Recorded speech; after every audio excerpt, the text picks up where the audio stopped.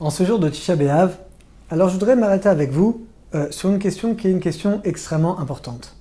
Alors je ne sais pas si vous avez fait attention, mais le jour de Tisha B'Av, on ne fait pas Tachanoun. Tachanoun, ce sont les supplications où on va avouer, faire l'aveu verbal de nos fautes. Et ce qui est bizarre, Sanacha Karné dans Shulchan Aruch, le jour le plus triste de l'année, s'il y a bien un jour où on aurait dû faire des Tachanoun toute la journée, c'est bien Tisha B'Av.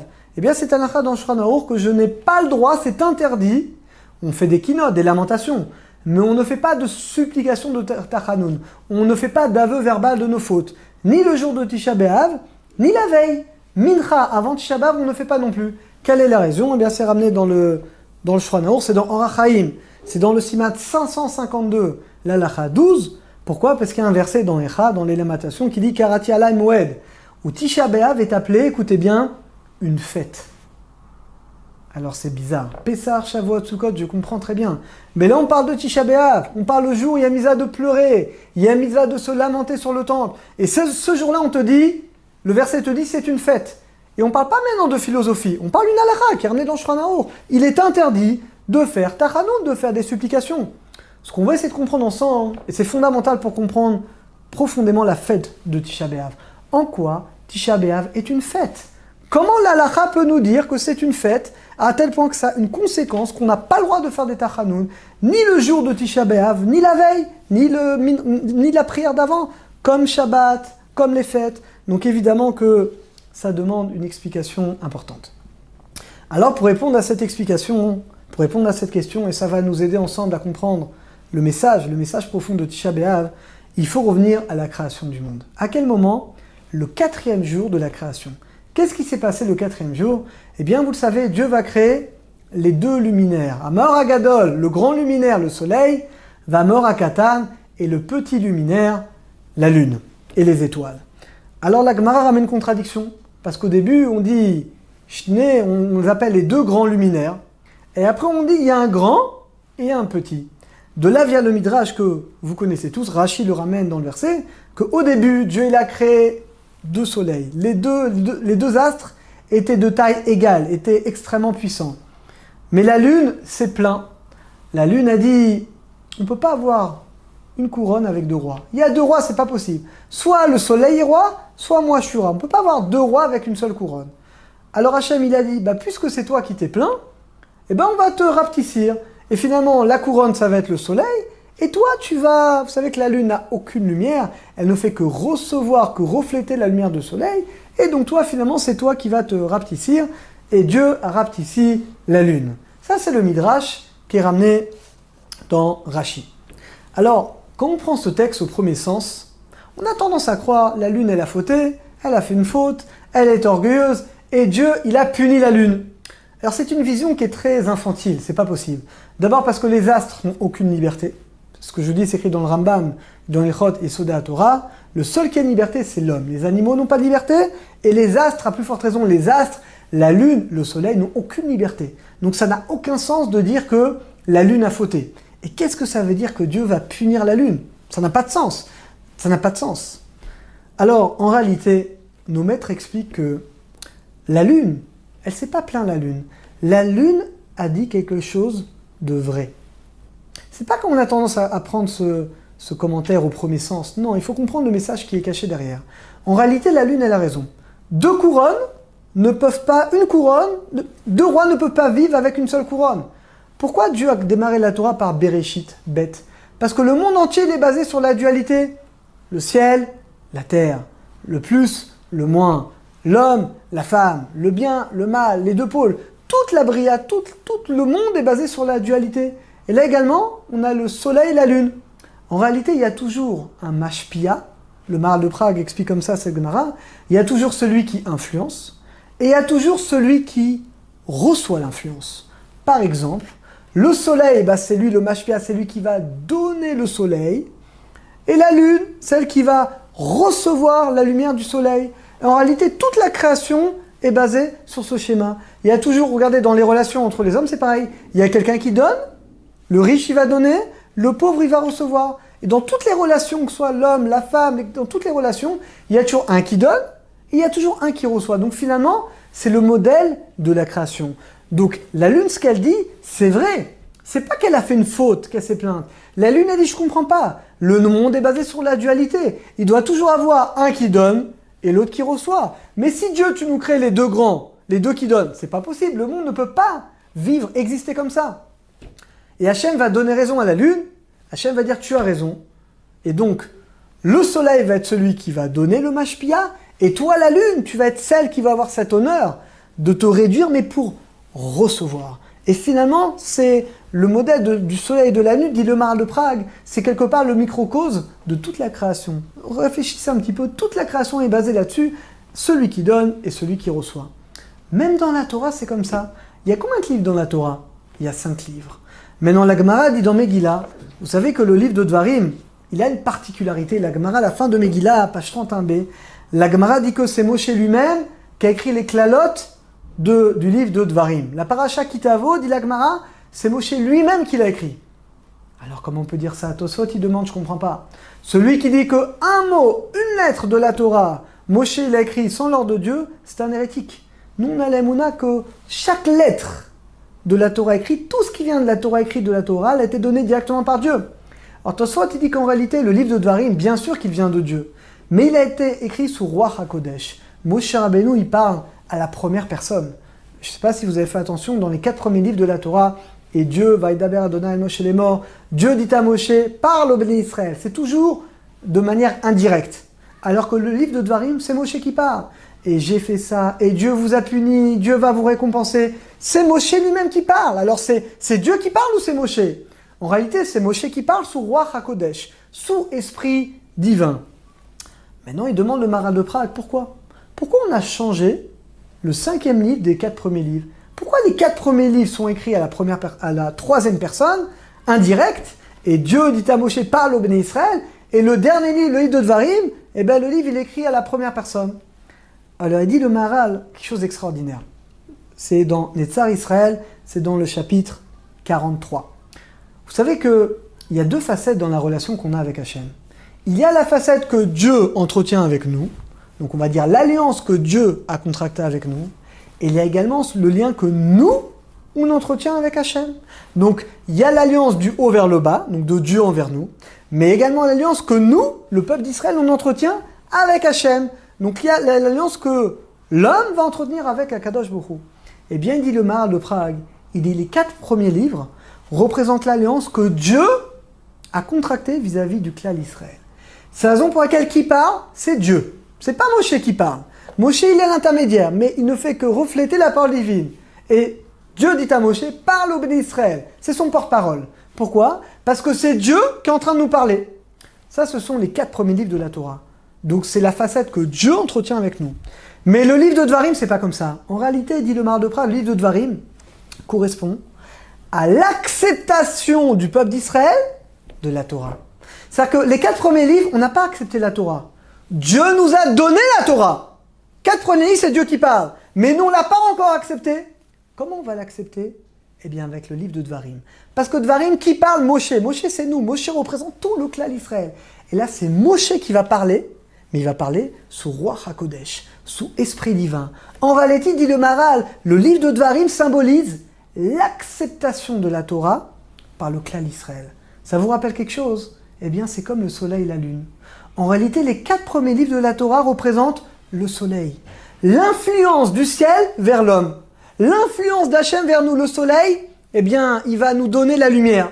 Il nous la donne. Sans soleil, on ne peut pas vivre une seule seconde.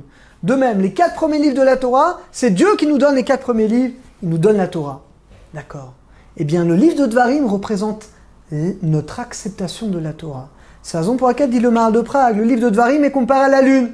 Parce que de même que la lune ne fait que accepter, plutôt ne fait que recevoir, refléter la lumière du soleil, mais la lune, elle n'a rien. Eh bien, le clan d'Israël, c'est pareil, on n'a rien. Mais grâce au livre de Dvarim, on va accepter la Torah et on va finalement finaliser l'alliance. L'alliance, il faut 2 côtés pour une alliance. Il y a Hachem, il y a Israël. Eh bien, les 4 premiers livres, c'est Hachem, et Dvarim, c'est le clan d'Israël. Et les 5 livres de la Torah ensemble, eh bien, c'est l'alliance. De même que le soleil donne la lumière, la lune reçoit la lumière, et grâce au soleil et la lune, le monde peut exister. Eh bien, finalement, l'alliance, elle repose sur ces 2 facettes. Vous savez que très souvent dans la Gemara, on compare le peuple d'Israël à la lune. Souvent, on compare le cycle du clan d'Israël à la lune. Il y a une Gemara qui est terrible, mais dont le message est exceptionnel.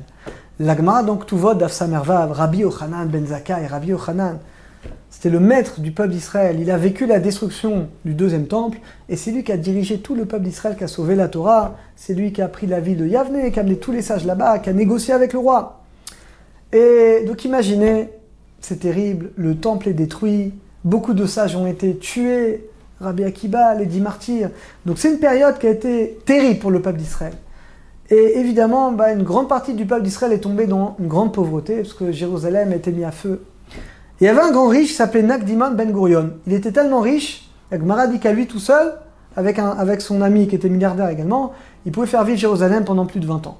Et malheureusement, la Gemara raconte toute l'histoire, comment à cause de dissensions internes, eh bien, les Romains ont pu rentrer dans Jérusalem. En tout cas, une fois, Rabbi Yochanan, il était sur son âne avec ses élèves, et il rencontre une jeune fille. Et cette jeune fille, elle était tellement pauvre qu'elle n'avait même pas de vêtements, elle avait des cheveux très très longs qui cachaient sa nudité. Et elle est partie voir Rabbi Yochanan en disant « Rabbi, parnesseni ». Il dit « Rabbi, je t'en supplie, donne-moi à manger ». Elle n'avait même pas de quoi manger. Comment elle se nourrissait? C'est terrible, la Gemara raconte qu'elle cherchait des grains de blé dans les excréments des ânes des Arabes. On va expliquer la symbolique, bien entendu. Alors Rabbi Yochanan, il lui donne à manger, bien entendu, et il lui dit « De qui tu es la fille ?» Et là, elle lui dit « Je suis la fille de Naktimon Ben Gurion ». Alors Rabbi Yochanan, il tombe par terre. Il dit « Mais c'est moi qui t'ai marié !» Il l'a pas reconnu, évidemment. « C'est moi qui t'ai marié !» Dans ta Ketouva, il y avait écrit des millions de dollars. Je vous dis dollars, vous avez compris, de shekel, on va dire. Elle dit « Oui, mais qu'est-ce que tu veux? Mon père a tout perdu, il n'a pas donné assez de tzedaka, et finalement, notre famille est tombée dans la pauvreté la plus grande. » Quelle va être la réaction de Rabbi Yochanan? Et là, regardez ce qu'il va dire. Il va dire « Ashrechem Israël, heureux soyez-vous, le peuple d'Israël. Quand vous montez jusqu'au ciel, et quand vous tombez jusque tout en bas. Mais pas seulement jusqu'à la terre, mais plus bas que terre. Vous tombez même dans les animaux, dans les excréments des animaux des Arabes. » Ça, c'est la fin de la Gemara. Alors, ce texte, il est dur d'abord, il est difficile. Et moi, je ne comprends pas la réaction de Rabbi Yochanan ben Zakkai. Comment il peut dire « Ashrechem Israël »« Heureux soyez-vous Israël ». Mais comment tu peux dire ça?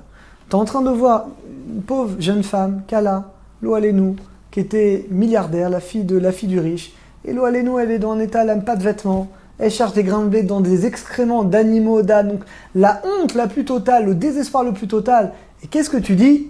Ashrechem, heureux soyez-vous Israël. Pleure. Moi, j'aurais préféré qu'il pleure, Rabbi Yochanan. On a du mal à comprendre comment il peut réagir comme ça, Rabbi Yochanan.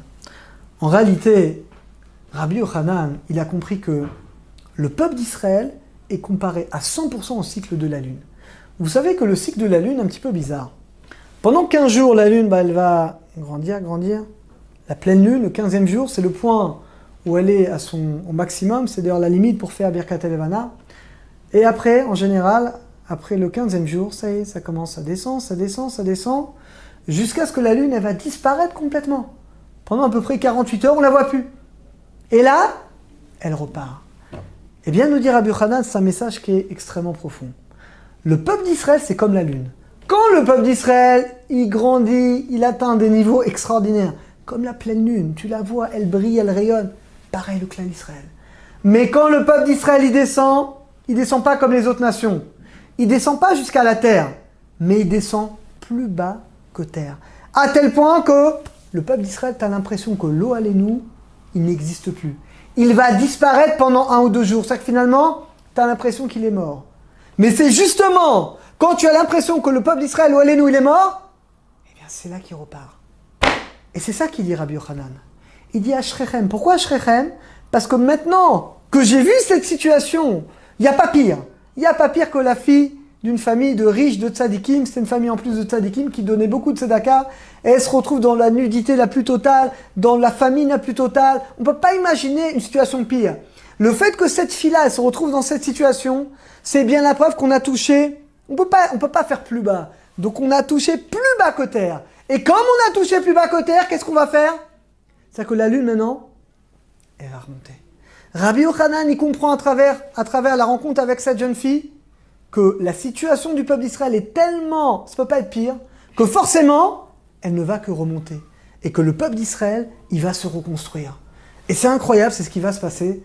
Parce que vous savez qu'après la destruction du temple, alors, après le deuxième temple, c'est vrai qu'on est en exil depuis quasiment 2000 ans, mais si on prend par exemple l'exemple de la destruction du premier temple, eh ben c'était pareil, il y a eu beaucoup de massacres, eh bien on est en exil pendant 70 ans, une période très courte, et après qu'est-ce qu'il y a eu?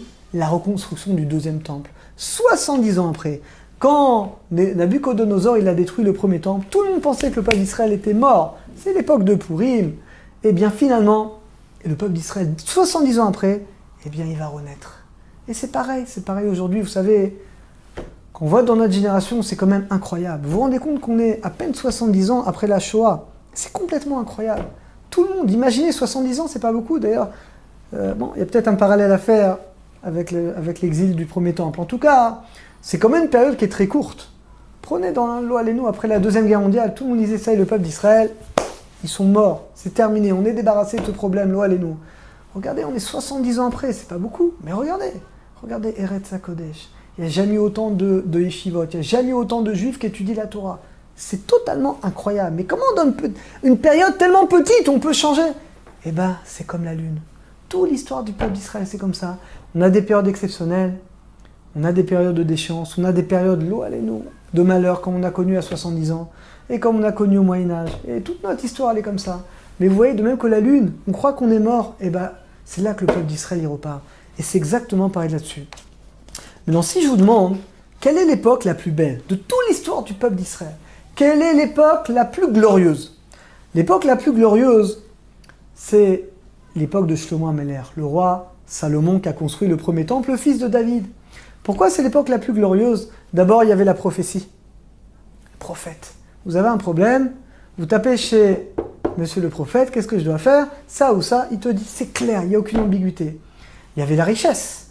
C'est écrit dans le Nar que l'or, c'était comme les pierres. L'or, c'était comme les pierres, donc il y a une richesse extraordinaire. Il y avait le shalom, la paix, sans paix. Regardez, c'est pas évident en ce moment. Vous voyez que la paix c'est difficile. À l'époque de Shlomo HaMelech, il y avait la paix. Il y avait tellement le shalom que les rois du monde entier venaient amener des cadeaux à Shlomo HaMelech et lui demandaient conseil. Donc Shlomo HaMelech était entre guillemets le roi du monde. Peut-être pas le roi militairement, la Gemara dit qu'il dominait le monde entier. C'est-à-dire que tout le monde venait le voir, lui demander des conseils. Donc regardez, il y avait la prophétie, il y avait la richesse, il y avait la paix, il y avait des sages d'une grandeur extraordinaire, il y avait tout ce que vous voulez. Ça, c'est la génération la plus élevée. Maintenant, écoutez bien ce que dit le Béni Issachar. Béni Issachar, c'est un commentaire ésotérique, il le dit dans Nissan, dans le deuxième chapitre, il dit quelque chose d'extraordinaire.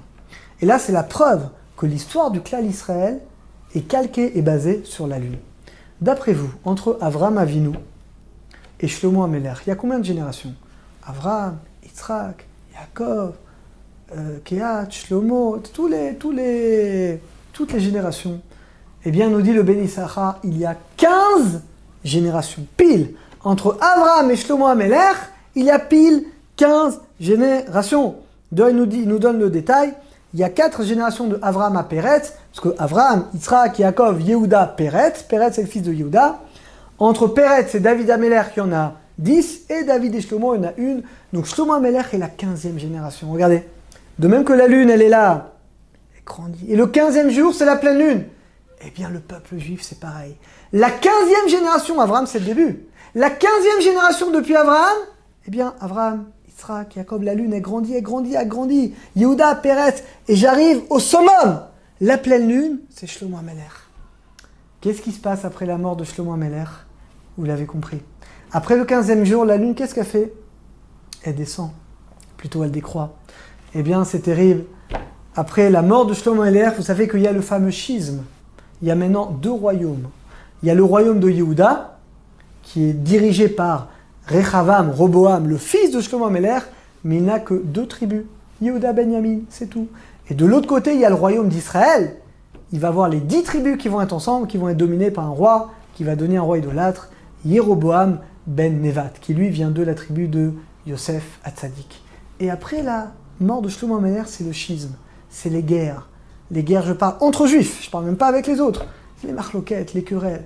Ben regardez, la 15e génération, c'est Shlomo, et bien après, on descend, on descend, on descend. on descend. Qui est le dernier roi? Qui est le dernier roi de Yehuda qui a vécu la destruction du temple? Vous savez qui est le dernier roi? Tzidkiyahu. Tzidkiyahu, c'est lui que l'eau nous, c'est terrible. Je ne vais pas tout vous raconter, mais Nebuchadnezzar, Nabuchodonosor, je vais vous dire qu'une partie de ce qu'il lui a fait, il lui a crevé les yeux. Et il a fait d'autres choses également avec lui, des choses qui sont terribles. Eh bien, écoutez bien, nous dit le Ben Issachar, combien il y a de générations entre Shlomo HaMelech, donc la 15e, et le dernier roi Tzidkiyahu qui a vécu la destruction? Je crois que je n'ai pas besoin de vous le dire, vous l'avez deviné. Il y a 15 générations. Tzidkiyahu HaMelech est la 15e génération. Regardez comme c'est extraordinaire. Ce chidouche est ramené également dans le Shla Akadosh. Dans le Ben Issachar, Nissan 2 également dans le Shla Akadosh. C'est-à-dire qu'on retrouve, c'est pas que on compare le peuple d'Israël à la lune, c'est exactement la lune. Il y a 15 générations depuis Abraham à Shlomo HaMelech, c'est la pleine lune, c'est là où on est le plus grand. Et malheureusement, ça décroît. Et de Shlomo HaMelech à Tzidkiyahu, au roi Tzidkiyahu qui va vivre la destruction du premier temple et qui va être rendu aveugle par Nabuchodonosor, il va avoir 15 générations. Tu as l'impression que la lune, tu la vois plus? Et bien 70 ans après, la lune elle repart. Parce que là, il y aura la construction du deuxième temple. C'est ça Rabbi Yochanan qui l'a compris. Il a dit Rabbi Yochanan, quand il a vu cette fille-là, qui était dans un état de pauvreté, il a dit Ashrechem Israël. Bien sûr que c'est terrible de voir une jeune fille, de voir des juifs comme ça qui sont dans la famine, bien sûr que c'est terrible. Mais de voir le bon côté, c'est quoi? Un petit peu comme Rabbi Akiba quand il rigolait, quand les autres rabbinim pleuraient. C'est que quand je vois que l'eau nous, on est tout en bas, je sais qu'on ne peut que remonter. Mais non, c'est plus que ça. Grâce à quoi je remonte? Grâce au fait qu'on est tout en bas. C'est grâce au fait que la lune va être cachée pendant 48 heures. C'est grâce à ça que la lune va remonter. C'est ça. Et ça, Rabbi Yochanan, il le sait, il le connaît ce secret. Rabbi Yochanan ben Zakkai, il sait que maintenant qu'on a atteint le plus bas du bas, la lune elle est cachée. Le peuple d'Israël, c'est comme si l'eau allait nous, on a l'impression qu'il ne va plus exister. Et bien Rabbi Yochanan, il dit Ashrechem Israël. Heureux soyez-vous Israël. Parce que vous êtes tombé tellement bas. Vous êtes tellement tombé tout en bas que maintenant vous ne pouvez que remonter. Et maintenant le peuple d'Israël, il va remonter. En plus, le Maharal de Prague, il dit regardez, c'est pas pour rien. C'est quoi l'excrément? Alors je m'excuse mesdames, mais c'est la partie la plus basse. L'âne, Hamor, il dit le Maharal, c'est Chomer, c'est la matérialité. L'âne est considéré par nos sages comme l'animal le plus matériel, qui représente la matérialité. Nos chers cousins arabes également, Ishmaël, je m'excuse, c'est également écrit que c'est le peuple qui ressemble à l'âne au niveau de la matérialité. Bon, on ne va pas développer ce sujet. En tout cas, on voit, il y a différents textes. Celui qui veut voir dans Kiddushin, page 49b, je ne vais pas vous dire ce qui est écrit dans la Gemara. En tout cas, Ishmaël, clairement, on voit, il y a plusieurs sources à ça. Ishmaël est le peuple le plus matériel. On le compare d'ailleurs à Domelech Hamor, qui ressemble à l'âne. C'est pas péjoratif, c'est qu'il y a une matérialité. D'ailleurs, n'oubliez pas que quel est le Gan Eden? C'est quoi le paradis pour Ishmaël? Vous le savez, c'est les 70 vierges. C'est que pour lui, pour nous, ce qu'on appelle karet, ce qu'on appelle retranchement, karet, pour lui, pour eux, c'est le Gan Eden, le paradis. Bon, je referme la parenthèse d'Ishmaël.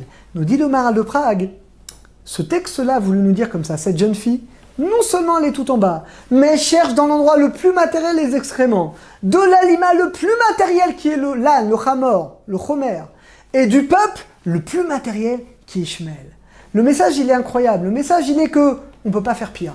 On a touché le paroxysme, on a touché la bassesse la plus grande avec cette fille-là. Et c'est ça qu'il a dit, Rabbi Yochanan. Il a compris. Il a compris. Il a dit, si on arrive à cette situation, ça ne peut pas être pire. Dans ce cas-là, c'est sûr qu'on va remonter.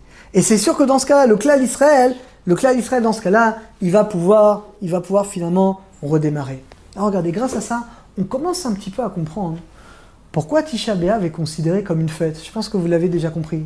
Parce que c'est quoi Tisha B'Av? Tisha B'Av est le jour le pire de l'année.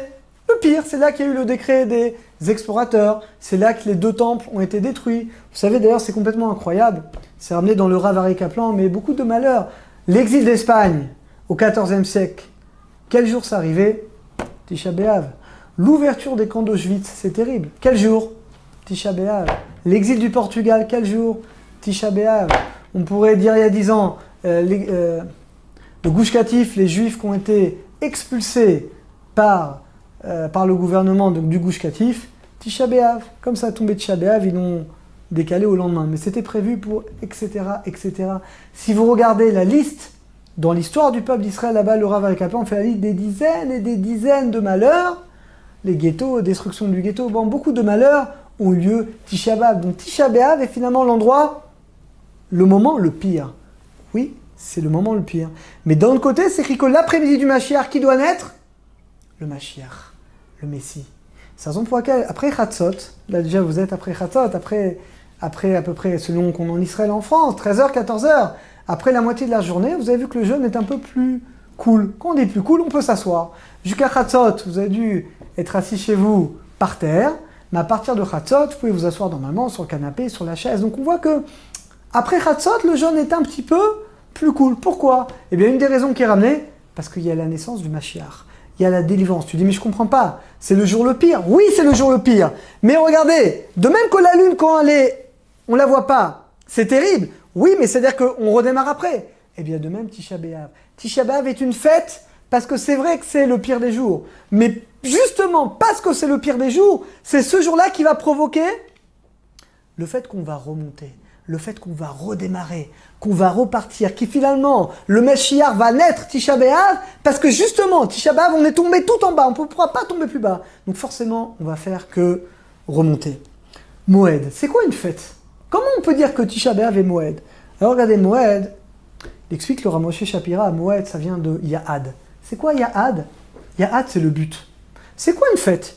Une fête, c'est un but spirituel. Maintenant, Sukkot, par exemple, c'est quoi le but? La Simcha. La Soukha va t'aider à atteindre la Simcha. Le but de Pessah, c'est quoi? La Chérout, la libération. Chaque fête, elle a son but. Rosh Hashanah, le jugement, l'acceptation du joug divin. Et bien, de même qu'il y a une fête dans Pessah et dans Sukkot, il y a une fête dans Tisha B'Av. C'est quoi la fête de Tisha B'Av? C'est que Tisha B'Av te montre, Moed, ça vient de Yad, le but. Maintenant, pour trouver le but, bien entendu, c'est Hachem, c'est la Torah, c'est la réparation de nos fautes, c'est la tchouva. Maintenant, pour atteindre un but dans la vie, vous savez comment? Il y a deux manières. On peut atteindre un but par la joie, par le côté positif. Mais on peut également atteindre un but par la souffrance, par la remise en question. Et souvent, malheureusement, on voit dans notre histoire que le peuple juif, malheureusement, on est Am Kesheoref, on est un peuple à la Nukred. Il y a beaucoup d'explications. Le Maral il dit c'est une qualité, parce que dans la Torah, on est prêt à tout pour Hachem, c'est vrai. Mais dans le Pshat, c'est quoi la Nukred? Malheureusement, le peuple d'Israël, quand tout va bien, quand on n'a pas d'ennemis, quand on n'a pas de problème, qu'est-ce qu'on fait? Eh bien, on se bouffe. On se bouffe, c'est les dissensions, c'est les marloquettes. Et dès que, lo alenu, il y a des guerres, il y a des intifadas, d'un coup, ah, ça y est, là, il n'y a plus de les gauches, la droite, les religieux, pas religieux, ultra-orthodoxes, tout ce que vous entendez à droite, à gauche, etc. D'un coup, dès qu'on a des ennemis, lo alenu, qui se préparent à nous faire des choses terribles, d'un coup, on retrouve l'ardoute, on retrouve l'unité. C'est malheureux qu'on a besoin de nos ennemis pour trouver l'unité. Mais c'est comme ça, malheureusement, c'est pas nouveau. L'histoire du peuple d'Israël, ça a toujours été comme ça. Et souvent, c'est avec des claques, avec des épreuves, avec des souffrances qu'on fait tchouva, qu'on comprend qu'on doit arrêter entre juifs de se tirer dessus, de dire du lashon hara. Chaque juif, c'est ton frère, tu dois l'aimer, peu importe son origine, peu importe son degré de religion. C'est des choses évidentes, mais que malheureusement, c'est pas toujours évident de le vivre au jour le jour, et c'est quelque chose qu'on doit beaucoup travailler dans cette période et dans ce jour de Tisha B'Av. Tisha B'Av, sinatrinam, la haine gratuite. La réparation, c'est l'amour gratuit de tout juif, qu'il soit religieux, pas religieux, Sfarad, Ashkenaz, Chabad, ce que tu veux. C'est ton frère, tu l'aimes. On t'a pas dit de faire comme lui. On t'a pas dit de faire comme lui, mais tu l'aimes, tu le respectes et tu l'aides. Ça, c'est la base de Avatrinam. Malheureusement, on a du mal à comprendre ça. Alors, pour atteindre la réparation de notre vie, pour réaliser la Torah, on a deux manières. Alors, il y a la manière belle, la manière joyeuse, la manière positive. C'est toutes les fêtes de l'année. Pessah, Shavuot, Sukkot, même Rosh Hashanah, c'est une belle fête. C'est vrai, on a un peu peur, il y a la crainte, mais c'est une belle fête. On mange, on boit, on fait une belle souda, on est heureux, on reçoit l'acceptation d'Hachem. Donc finalement, la fête va nous aider, nous rapproche d'Hachem dans la joie. Il y a une seule exception. Il y a une seule fête qui est un jour où il y a une mitzvah de pleurer. Il y a une mitzvah d'être triste. Il y a une mitzvah de faire tchouva et de se remettre en question, mais vraiment par la souffrance. C'est un jour où on doit réfléchir aux punitions qu'on a eues. Que ce soit les problèmes qu'on a soi-même dans la vie, les problèmes du clan Israël pour se remettre en question. Quel est ce jour Tisha B'Av? Tisha B'Av est une fête parce que Tisha B'Av va te montrer dans quelle direction tu dois aller. Mais non, Tisha B'Av, ça va être par la tristesse. Pas la tristesse pour la tristesse, par la souffrance. Tisha B'Av, c'est un jour où on doit essayer de réfléchir. Pourquoi on a telles épreuves dans la vie? Chacun d'entre nous, on a des épreuves différentes. Pourquoi Hachem nous envoie telles épreuves? C'est pas pour nous embêter, c'est pas pour nous punir. C'est pour qu'on se remette en question, pour réparer, réaliser le but de notre vie. Pourquoi le peuple d'Israël, on est dans cette situation aujourd'hui qui est terrible, avec des ennemis de partout qui veulent nous détruire? Ils ont maintenant l'aval de toutes les nations. Ils peuvent se préparer tranquillement. Et nous, on est là comme ça, on ne peut rien faire. On doit réfléchir. Pourquoi? Pourquoi Hachem nous met dans cette situation? Peut-être on doit comprendre que la solution ne vient pas de nous. Ça vient d'Akadosh Baruch Hu. Peut-être on doit se remettre en question. Quel est le jour idéal pour cette réflexion? Tisha B'Av. Tisha B'Av, c'est la réflexion qui passe par le bilan des souffrances, le bilan des malheurs, le malheur dans l'histoire du peuple juif, les malheurs qu'on a pu vivre dans notre vie, les problèmes qu'on a nous, autour de nous, dans les familles, dans notre génération. Eh bien, c'est ça Tisha B'Av. Finalement, Tisha B'Av, en quoi c'est une fête? C'est une fête parce que ça nous montre l'obscurité. Mais n'oubliez pas, de l'obscurité jaillit quoi? La lumière. Prenez une bougie. Là, voilà, il est quelle heure? Là, on est chez nous. Là, chez vous, il est, je crois, 15h30. On est en pleine journée. Prenez une bougie, allumez-la maintenant. Ça ne va pas vous éclairer. Par contre, attendez en pleine nuit et vous allez dans une forêt. Vous allez une petite bougie, ça va éclairer. Et bien, c'est pareil. L'obscurité, vous savez pourquoi c'est positif? Parce que la lumière ne peut jaillir que de l'obscurité. En pleine lumière, ça ne sert à rien la lumière. Eh bien, pareil. C'est vrai que Tisha B'Av est un jour obscur. Mais de cette obscurité, c'est de cette obscurité que tu peux faire sortir la plus grande lumière. Parce qu'une petite bougie en pleine forêt la nuit, ça éclaire de manière incroyable. En pleine journée, bien c'est ça. C'est ça la fête de Tisha B'Av. Tisha B'Av est une fête parce qu'à travers ses souffrances, à travers la réflexion, à travers la méditation, tu comprends la raison de ses souffrances. Et tu comprends que tu dois faire tchouva et d'un coup tu as la lumière. Pas comme Sukkot, pas par la joie, pas par les bons repas. Non, par la souffrance, par le jeûne, par la réflexion. Mais donc Tisha B'Av effectivement est également une lumière. La Gemara dit dans Yoma, page 68b, vous savez que Dieu, on dit, Agadol, Agibur, Vanora, il est grand, il est puissant, il est redoutable. C'est les trois mots qui sont écrits dans la Torah, et c'est ces trois-là qu'on dit dans la Mida. La Gemara dit que le prophète Jérémie, quand il a vécu la destruction du premier temple, et il a enlevé le qualificatif redoutable. Il a dit, Dieu il est Gadol Agibur, il est grand et puissant. Il a enlevé redoutable. Après est venu Daniel, et Daniel, il a dit, donc Daniel c'est un petit peu plus tard, c'est entre les deux temples, il a enlevé Gibor. Il arrêtait de dire que Dieu est puissant. Il a dit Dieu il est grand. Comment ils ont pu faire ça? Alors eux, ils ont vu la destruction du temple. Et ils ont dit finalement Dieu il est plus redoutable, puisqu'il a laissé le temple détruit. Il est plus puissant parce qu'il laisse finalement les d'Israël être asservis, les laisse en exil. Alors comment d'abord ce sont des prophètes? Comment ils ont pu faire ça? Un prophète il est émet, il est vrai. Il ne va pas louer Dieu sur quelque chose qu'il ne fait pas. Donc ils ne vont pas te dire quelque chose qu'ils ne pensent pas. Si Dieu ne se conduit pas avec la mida, avec sa qualité de redoutable, eh ben je ne peux pas dire que Dieu est redoutable, sinon je mens. Mais quelques années après, à Knesset Agdola, la grande assemblée, ils ont remis les trois attributs. Dieu il est grand, il est puissant et redoutable. Pourquoi? Pourtant le temple est également détruit. La Gemara dit parce qu'ils ont compris, les sages de la grande assemblée, ils ont compris que l'existence du peuple d'Israël est miraculeuse. Ils ont dit comment une brebis peut exister parmi 70 loups? Il y a 70 nations qui veulent nous manger, et la brebis elle est toujours en vie. C'est incroyable. Donc ils ont dit, étant donné qu'on vit toujours, Dieu il est quand même grand, il est quand même puissant, il est quand même redoutable. Maintenant ce qu'on peut se demander c'est que, comment des prophètes ils n'ont pas compris ça? Pourquoi les prophètes, Daniel, c'est pas n'importe qui, lisez le livre de Daniel dans le Tanakh, c'est extraordinaire. Lisez Jérémie, ils sont des prophètes incroyables. Comment eux ils n'ont pas compris ça? Et finalement, la grande assemblée, ils ont compris ça. Alors là, on touche un point qui est extrêmement important. On a le transfert de Torah écrite à Torah orale. En réalité, l'ère des prophètes, c'est l'ère de la Torah écrite. Torah écrite, ce qui est écrit, je le vois, ce qui n'est pas écrit, je ne le vois pas.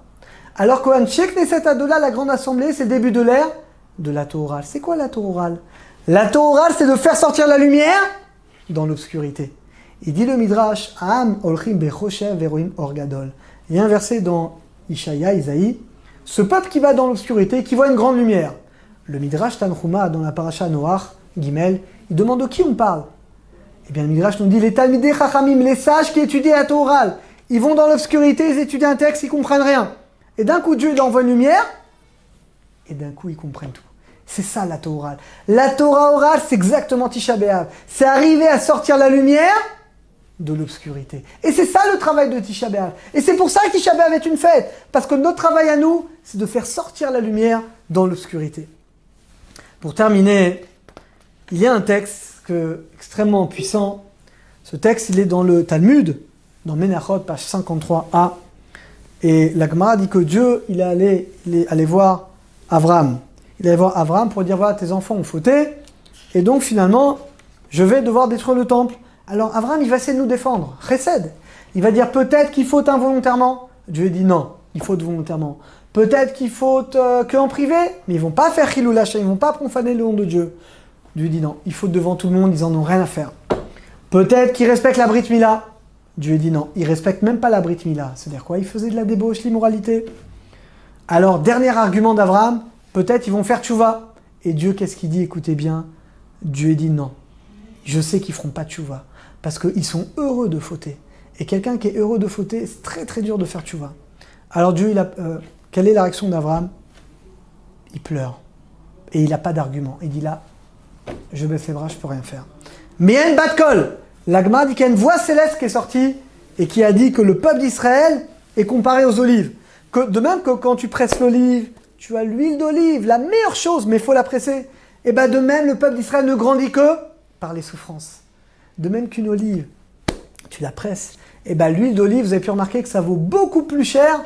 1 litre d'huile d'olive vaut beaucoup plus cher qu'1 kilo d'olive. Mais il faut le presser. Et bien le peuple d'Israël, c'est pareil.